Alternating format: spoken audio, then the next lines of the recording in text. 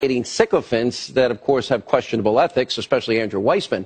Now, by the way, there's no evidence of collusion so far. The mainstream media is now beginning to go off the rails for that one reason. Remember, why would we be talking about Stormy and Karen McDougal and all this other garbage if they had evidence of collusion? Now, you may remember last night after Jim Comey, remember he compared the president of the United States to a mob boss. Well, I used this ridiculous, sensational, political, I called it what it was, the Comey standard, to highlight some of the crimes and misdeeds that were committed by the Clintons, the way the investigation is being handled by Mueller, and even Comey himself has issues. Take a look. Mr. Comey, you're really going to compare the sitting president of the United States to a mob boss so you can make money? People that are tied to murder, drugs, money laundering, extortion, prostitution, loan sharking, and all sorts of other racketeering crimes. Now, I guess since Comey, if he's going to use the sweeping analogy, I've decided tonight we're going to use the Comey standard, I call it, and make some comparisons of our own. We're doing what Comey did. And I also issued a tweet last night during the show to try and help some of these idiots in the abusively biased news media actually understand my monologue, which they weren't understanding. So fake news, please, I'm trying to help you. Follow the bouncing ball. I said this is the Comey standard. And I'm sure that you're upset that the former FBI director, literally, he was commenting and comparing a sitting president to the mob. You know, murderers, drug dealers, involved in extortion, loan sharking, prostitution. And by the way, breaking tonight, now we have more details. ABC News is reporting that the actual mobster that Comey was comparing the president to was none other than Sammy the Bull Gravano, an infamous hitman, if you don't know, responsible for 19 murders. That's the FBI director comparing the president of the United States to it, and other felonies, of course. Now, despite my very clear analogy, you have to really try hard not to get it, about Comey's ridiculous comparison. This still caused many in the mainstream media to become completely and totally unglued, even emotional. Now, these people are, frankly, they're so dumb. They really are. It's actually kind of laughable, but they are. Take a look. Who needs TV Guide when they have POTUS? We'll show you exactly what President Trump was promoting through his Twitter page last night. It was one of his stooges doing a show that really helps the president. It's incredible. Staggering. Bob Mueller, whatever you want to say about him, this is not taking a position on his investigation, is a man who's served this country for his entire life. So to call him the head of a crime family, that's new territory. It's beneath contempt. Sean Hannity is a desperate, desperate man, desperately defending a desperate, desperate president. Phil, if I can, I want to get your reaction to Sean Hannity calling Robert Mueller a crime boss. I spent 4.5 years by Robert Mueller. This is a storied prosecutor, one of the most legendary FBI directors. So you got that dirtbag telling me that one of the most storied FBI directors ever is a crime boss? You put them side by side and you tell me what we got here, John. Facts are facts. Robert Mueller's an American legend. The president is a dirtbag. I mean, I don't know what to tell you. I'm so pissed off. One of President Trump's tweets tonight, he said, big show on Sean Hannity at 9 o'clock on Fox. Well, if you watched Hannity, you would see this, the show hitting James Comey and highlighting what Hannity calls the Mueller crime family. This is a message the president wants? Phil Mudd, I would suggest that you might want to talk to the four families involved in the case with Whitey Bulger that were innocent and put in jail and got over $100 million payout. Or maybe you can ask your good friend, Mr. Mueller, why would he hire somebody like Andrew Weissman? Liberal Joe, you're just dumb. Nothing to really say to you. Now, not to be outdone, the print media also chiming in. This includes the Washington Post. They call me, quote, conspiratorial. I guess they haven't been watching MSNBC and CNN fake news for a year and a half. These so-called journalists, did they even watch last night's monologue? Or are they just too dumb to follow a simple analogy? Either way, as I said on Twitter during the show last night, let's help them follow the bouncing ball so even they can get it. Now, I'll talk slowly so the mainstream media understands. Comey was the director of the FBI. He compared the president to a mob boss. Now we know it's Sammy the Bull Gravano. So I called Comey out on what he did, and I talked about what real mob bosses are like. And we reminded him about Al Capone and Lucky Luciano and John Gotti. And then I used the former director's criminalization of political differences, now known as the Comey standards, to call out the misdeeds and, frankly, the crimes of a few champions of the left wing in this country. Let's start with Hillary Clinton. We know she committed felonies with her email server, and we know she obstructed justice. Robert Mueller, this great reputation, what? He's locked up innocent people in cases he's been involved in. He staffed his Russia investigation with Trump-hating Democratic donors, including his so-called New York Times, as they call him and describe him, legal pit bull, Andrew Weissman.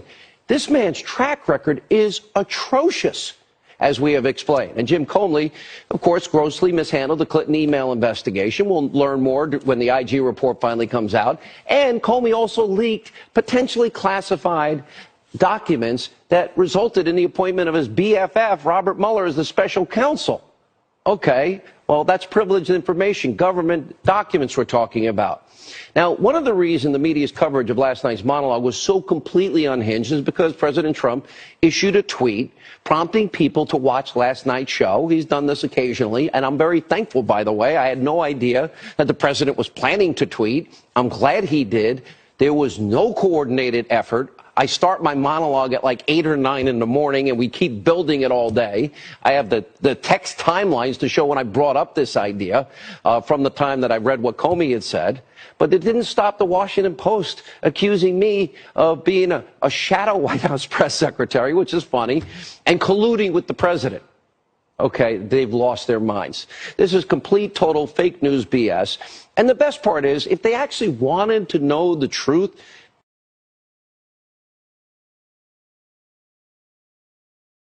maybe they could have picked up a telephone to call me or call Fox, you know, do some actual journalism. I spend my free hours when I'm not on air calling people all the time so I can be the most informed person that I can possibly be. And I've said many times, journalism in this country is dead, it is buried, and has been since, 2007. So instead of reporting facts, these so-called news outlets, they just literally push their own political narrative, all while hiding behind this, feigned moral outrage, this moral facade, and calling themselves journalists. So while the media and the mainstream media gets mad at it, I'm an opinion journalist host. By the way, frankly, we've broken more news on this program than they've broken in a year and a half. They just echo the same talking points every night. And they're totally happy to forget about all of the former FBI Director Comey's misdeeds, including leaking potentially classified privilege notes to the press to set up a special counsel, his potential weaponization of the FISA court system, the special treatment he gave Hillary Clinton, who we know committed felonies during that email investigation. He wrote the letter exonerating Clinton in May before he interviewed her in July and 17 other key witnesses.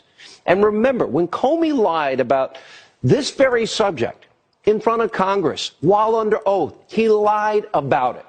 We have him in his own words, and we have the videotape. As Warner Wolf says, let's go to the videotape. Director, did you make the decision not to recommend criminal charges relating to classified information before or after Hillary Clinton was interviewed by the FBI on July the 2nd? After. But if colleagues of ours believe I am lying about when I made this decision, please urge them to contact me privately so we can have a conversation about this. All I can do is tell you again, the decision was made after that because I didn't know what was going to happen in that interview. She maybe lied during the interview in a way we could prove. But just in case, we wrote the exoneration months earlier, and then, interview by Peter Strzok. Oh, that's right, the Trump-hating guy. Despite all of this, the mainstream media, their friends in the Democratic Party, they're currently treating Comey like the anti-Trump golden goose. I guess they forgot how much they actually hated him during the investigation of Hillary Clinton. Here's Comey's best friends today. Watch this. Striking is the extent to which the FBI director of the United States is allowing himself to be interjected into this political campaign. Unprecedented. James Comey is getting horrible advice. He is interfering in this election. I don't understand what the guy's doing. He's got a big burden of proof, so to speak, on him for why he did what seems to be such an appalling act that goes against the tradition of prosecutors at every level of government. It was, when I heard about it, I found it hard to believe that Comey, who I thought had some degree of integrity, would do this. It is conceivable that this was just a coincidence, but coming on top of the Director Comey's, very unusual and controversial release last week, it just makes the FBI look like a wing of the Republican Party. I think he made a mistake on this, and he clearly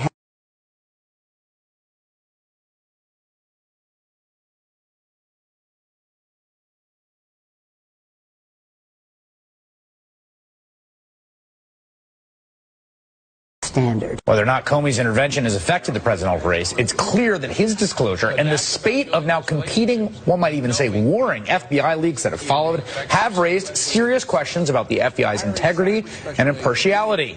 I just tell you, the integrity of Comey as well as the FBI is in question. It makes you wonder. We're all disturbed, first of all, by the letter, which really broke precedent, was over the advice of the leaders in the Justice Department. I'm not challenging Mr. Comey's motivation, but I do think it was unwarranted. It was a mistake. I am so disappointed in Comey. He has let the country down for partisan purposes, and that's why I called him the new J. Edgar Hoover, because I believe that.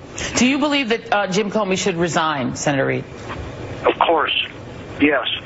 He hated him. Now the media is back in love with James Comey, and the montage that you just saw is just another piece of evidence proving facts do not matter to these people on the left, only ideology.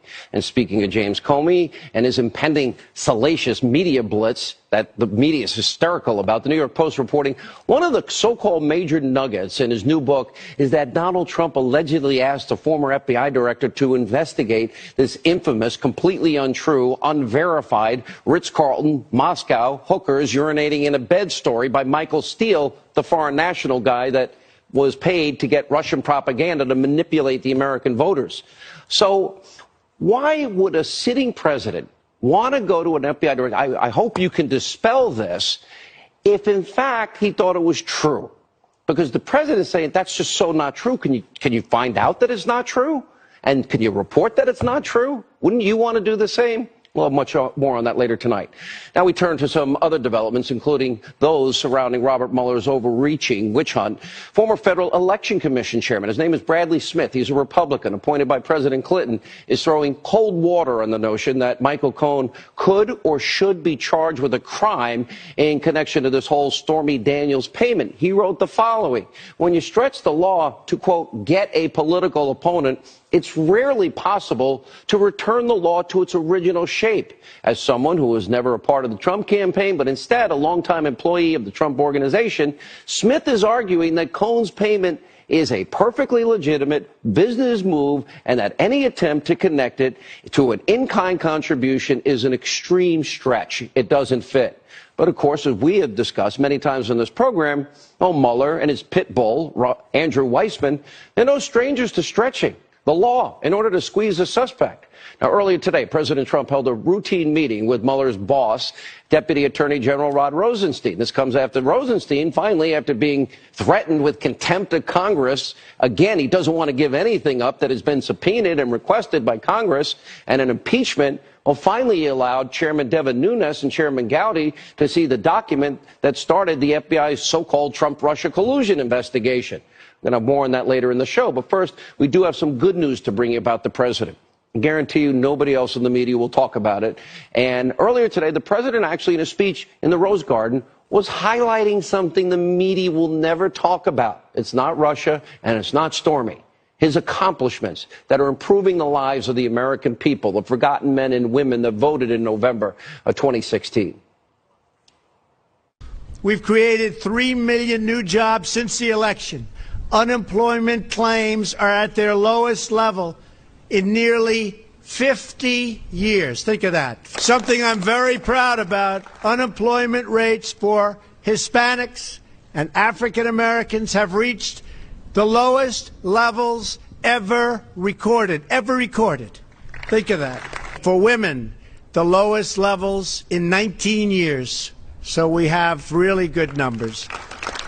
And something a lot of people didn't think was going to happen, wages are rising at the fastest pace in over a decade. We're cutting record numbers of regulations. We've cut more regulations in a year and a quarter than any administration, whether it's 4 years, 8 years, or in one case, 16 years. We're also unleashing American energy and American energy independence. We're now an exporter of energy. We're doing 10 million barrels a day. Nobody thought they'd see this. We're cracking down on unfair trade deals. We're taking strong action to secure our border, stop illegal immigration, and restore the rule of law. And we've passed the biggest tax cut and reform in American history. Make no mistake, in just over a year, the amount of accomplishments from this administration, this is historic.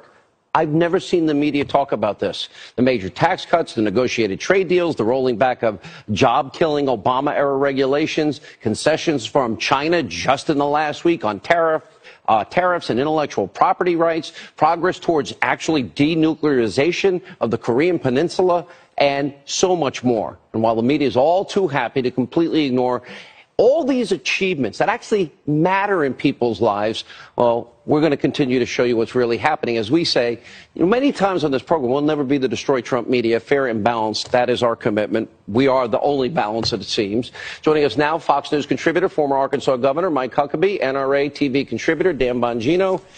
Governor, I want to just get the big picture from you. On the one hand, I'll even scroll the accomplishments of the president because he mentioned them today. But as you see them, it is never reported. Not sometimes, not only once in a while, never. Denuclearization. Putin pulled his ships out of Syria. Looks like he's capitulating. China, intellectual property, all of these accomplishments. Not a single word, Governor. And it's always Russia and Stormy and whatever other bizarre thing this investigation has evolved into. When I was listening to your monologue, the one thing that really struck me was that there is a consistency. James Comey has been incredibly inconsistent. The media has been inconsistent, as have politicians about Comey, but there's one consistency. They all universally cannot stand President Donald Trump. And that's the one thing that holds true. They thought James Comey was the worst person imaginable. Now that he's written this incredible fiction where he's basically breaking his arm, patting himself on the back, you'd think he was the next Mother Teresa. Now, what changed? Changed was that James Comey now is turned on Donald Trump, and that has the media all in just a complete froth because they're excited about that.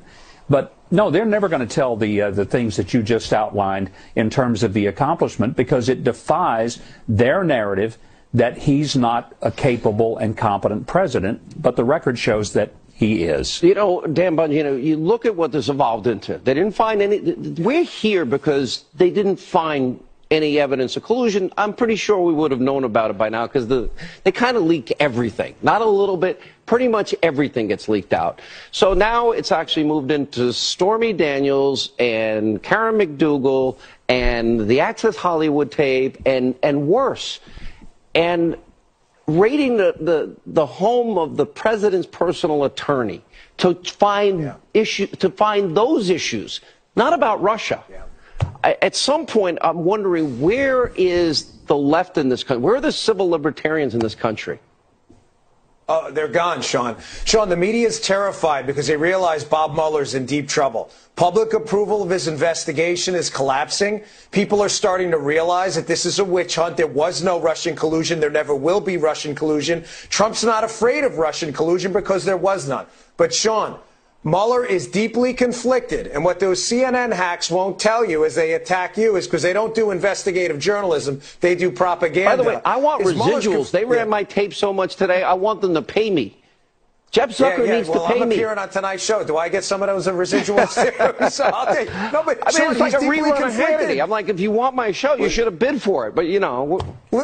They're investigating. Here's the crime. The crime is that Trump was spied on without the evidence to do it. You know who vetted that information in the Department of Justice? Bob Mueller's old chief of staff, John Carlin. By the way, you know who's representing Susan Rice as her attorney right now, Sean? In this, when they reached out to her to explain that, Catherine Rumler. You know who Catherine Rumler was? Barack Obama's general counsel. Unbelievable. Who also who worked for Andrew Weissman in the Enron case and is friendly with Bob Mueller. Tell me there's no conflict there, CNN. Do your homework. Great point. Let me ask Governor Huckabee, what would you advise the president at this point? There's two schools of thought, that he fights back or that the president lets his attorneys handle it. I think let the attorneys handle it. When he's at the podium and when he's at the microphone, he needs to focus on the accomplishments of his administration, and there are many. He's got a great story to tell, and he's the best one to tell it. You agree with that, Dan, real quick? Yeah, he's got a story to tell. You're darn right. Those tax cuts alone in the economy are going to be those bread and butter issues. Going to ride him to re-election. It's unbelievable. The biggest abuse of power scandal in the country's history. And when we come back, fake news CNN embarrassingly giddy over the new report that Trump asked Comey to investigate allegations in the fake news dossier. Dr. Gorka, Jason Chavis, next. All right, the media, they're foaming at the mouth awaiting details to leak from James Comey's upcoming Audi Naples, delivering the car and the experience.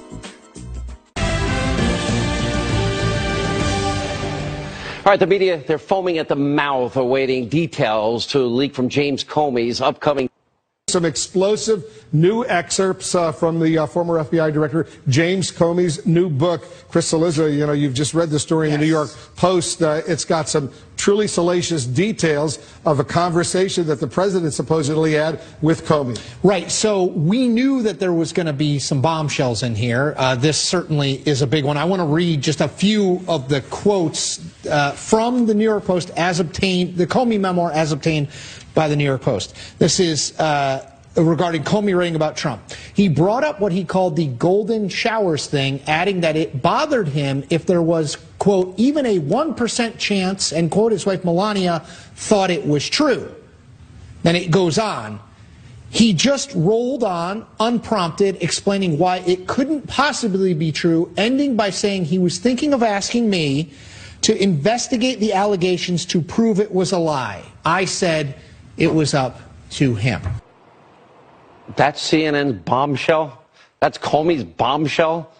This is ridiculous. Joining us now with reaction, former Deputy Assistant to President Trump, Fox News National Security Strategist, Dr. Sebastian Gorka, former Utah Congressman, Fox News contributor Jason Chavis. Dr. Gorka, I'll start with, okay, if lies were paid for by, we didn't know probably at the time, but if lies were told about you, wouldn't you, and you're talking to the FBI director, and it's a fake, phony dossier to manipulate the minds of the American people, and it's full of lies that you know aren't true, wouldn't you want to say to the guy, can you find out that's not true? Isn't that the natural reaction?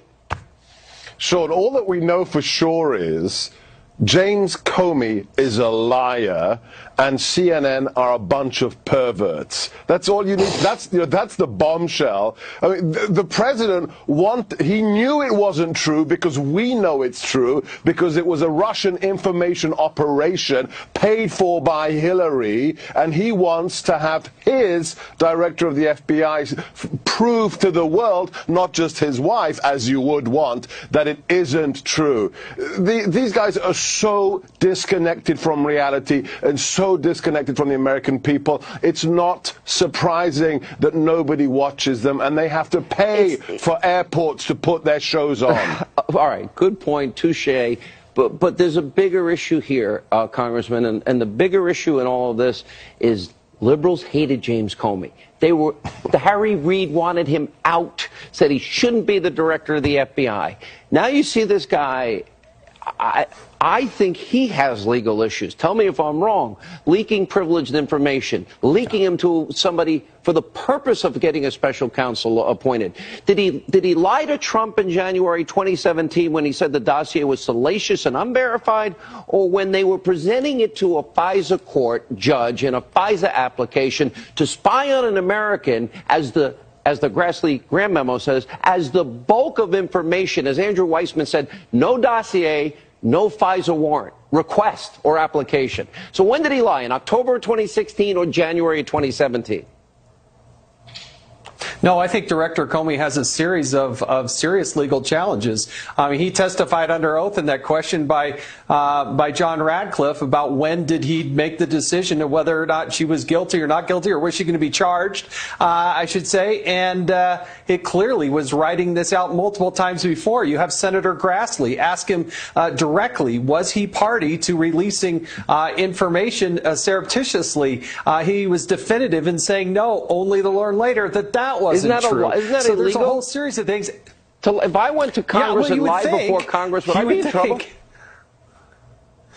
You should, but you remember, we asked the FBI, we asked Director Comey directly, myself and Bob Goodlatte, the chairman of the Judiciary Committee, did Hillary Clinton lie under oath? He said, well, they never had a referral. So we sent him a referral. Guess what? They never got back to us, never considered any of that material when they lied under oath. Did Hillary Clinton violate the law, Congressman? 18 U.S.C. 793, mishandling of classified top secret special. Did Hillary Clinton, do you think she obstructed justice when she deleted subpoenaed emails, acid washed her hard drive, beat up her devices? Is that a crime? Is that obstruction of justice, sir? Yes, absolutely. I mean, that's what the FBI director told us that she did. And Dr. Gorko, did he rig the investigation by exonerating her and writing out the exoneration before the investigation? Not only did he rig the investigation in her favor because he thought she would be the next president, not only did she obstruct justice by the bleach bit and destroying the evidence, guess what? The FBI agents did the same thing when they didn't put her under oath and destroyed the hard drives. And that goes back to Comey. Unbelievable. This is where we are. And are we ever going to get the Congressman, the Inspector General report investigating all of this that should prove all of this? About 2 weeks out, as best I can tell, and I think that will be the true bombshell. That's the thing we actually should be paying attention to as a country. I agree. Interesting timing. It's going to be after Comey's book tour, after Comey's release of the book and interviews. It'll be interesting. All right, when we come back, President Trump, he gives an update on whether there will, in fact, be U.S. military action in Syria. We have a live report from the region. Piers Morgan joins us tonight. Where do you hear his comments about what's going on with the president?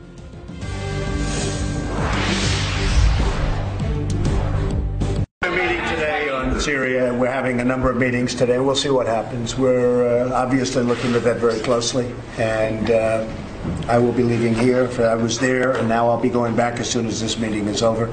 But we're looking very, very seriously, very closely at that whole situation, and we'll see what happens, folks. We'll see what happens. It's too bad that the world puts us in a position like that, but you know, as I said this morning, we've done a great job with ISIS. We have just absolutely decimated ISIS, but now we have to make some further decisions, so they'll be made fairly soon. That was the president earlier today at the White House giving an update on the potential for U.S. military action in Syria, but the president's remarks weren't the only comments coming out of the administration concerning Syria today. Joining us live from Jerusalem tonight with much more, Fox News correspondent Mike Tobin is there. Mike, what's the latest? Well, Sean, I can tell you the tension is very thick in Syria and, frankly, all around the region as the potential for military strikes looms overhead. The guided missile destroyer USS Donald Cook is already in the Mediterranean Sea, carrying roughly 75 Tomahawk missiles on board and 20 surface-to-air missiles. A French frigate with 16 cruise missiles on board has been deployed. British submarines are moving into position. The carrier USS Harry Truman departed Norfolk yesterday, accompanied by 7 U.S. warships. This, as Defense Secretary James Mattis said today, he believes chemical weapons were used in Syria, and he called that inexcusable. Secretary of State nominee Mike Pompeo today said the president will not need to seek any additional authorization for the use of military force if the decision is made to strike. I believe that he has the authority he needs to do that today. I don't believe we need a new AUMF for the president to engage in the activity that you described. Russian forces were seen moving into the town of Duma today. Bashar al-Assad's army is said to be in control. Duma in the eastern Ghouta province had been the holdout for opposition militias during this bloody and drawn-out civil war. Following the incident, widely believed to be a chemical attack, the only remaining militia, Jaish al-Islamiyah, or the Army of Islam, surrendered its weapons. The Russians there are said to be military police, but they are there ahead of the fact-finding team from the Organization for the Prevention of Chemical Weapons. That gives rise to the suspicion that they could manipulate the evidence ahead of the inspectors. Sean? All right, Mike Tobin in Israel tonight. Thank you, sir. And joining us now with more reaction, the host of War Stories, Colonel Oliver North, is with us. Colonel, when you see that Russia pulled out their ships, they're obviously anticipating a strike. Moscow's threats of shooting American missiles out of the sky. Do you believe that's a possibility, and will we be prepared for that? Sean, 32 years ago tonight, we were doing the final target list for the strike on Libya. And so what I did is I went through the targets that are publicly known, and not just ours, that everybody knows, what we would have to do in the sequence in which we would have to do it, and it's on that map that I sent you. The first hit's got to be at the Syrian SA-300 and SA-400 air defense sites. The air base south of Latakia at Seaport and Syria's Altheias air base near Palmyra, because you have to take out those air defenses to make multiple strikes possible. Second, you hit the Basel al-Assad civil military airport and the Aleppo airport, because those are their primary air links with the outside world.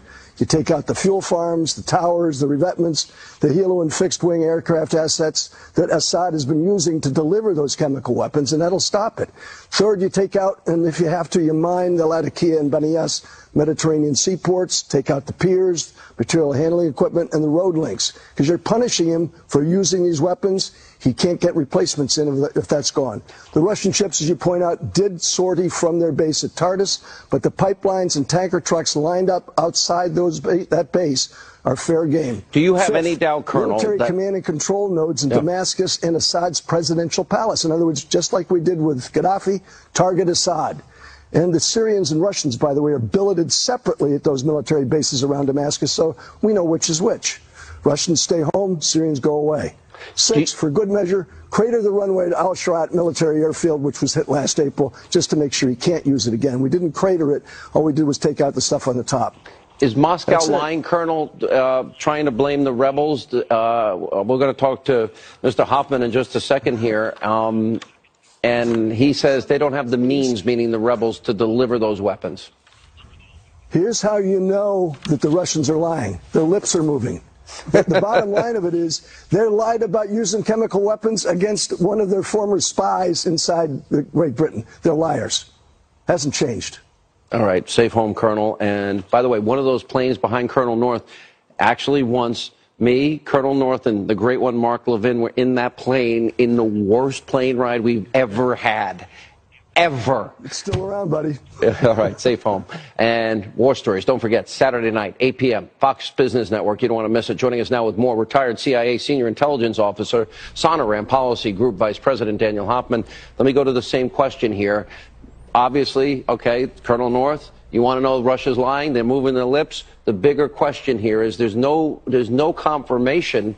They're not letting outsiders in to determine what has happened here, and they're trying to say it actually didn't happen, and if it did happen, it's the rebels that did it. You're saying there's no possible way the rebels could have delivered those chemical weapons, killing or targeting men, women, and children, and killing them. Right. That's even just a sideshow. I think what really matters, what I would highlight for the viewers, just to add a couple of points to Colonel North's outstanding military assessment, is this. Our administration is being very deliberate over the past couple of days. They're carefully choosing some of the sites, I'm sure the ones that Colonel North mentioned.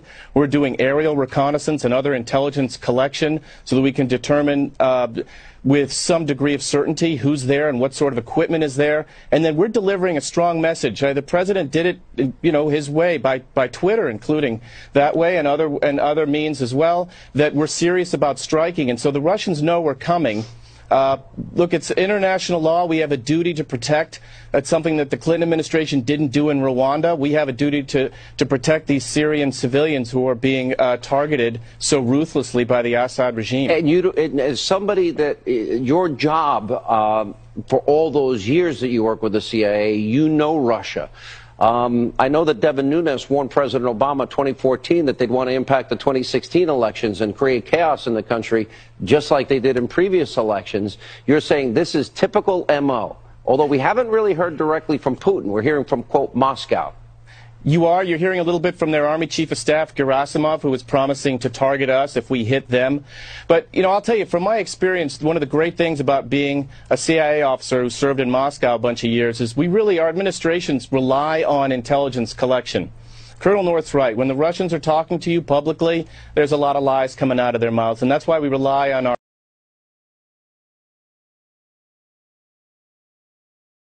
to really understand what their plans and intentions are. People are skeptical after Iraq about intelligence.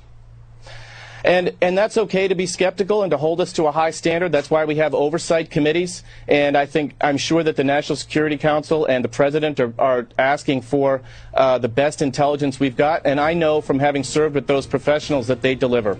All right. Thank you, sir, for being with us. We appreciate your insight. Thank you. When we come back, insanity from the left wing on television in this country, actually saying, oh, they favor Kim Jong-un and Vladimir Putin over President Trump. Oh, and by the way, if there's riots, that's going to be fun to watch. Really? Piers Morgan next.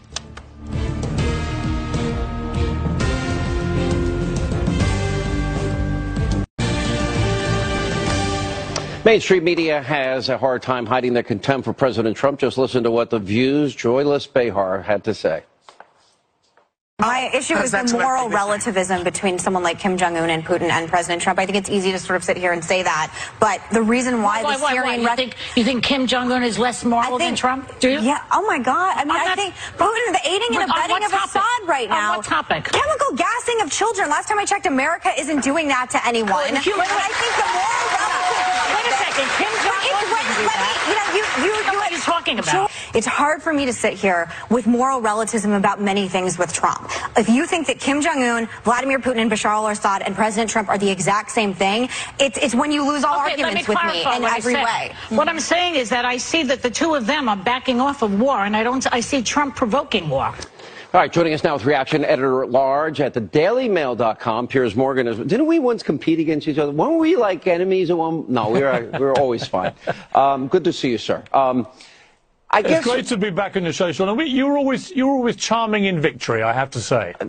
Charming, nothing. It was never personal. There's 100,000 other channels. I'm trying to compete against all of them. You say Mueller's team is panicking and fishing. I agree with you. I don't think they've ever found anything related to collusion, and they just keep springing off into these other, well, he fired Comey. He has an absolute right to fire James Comey.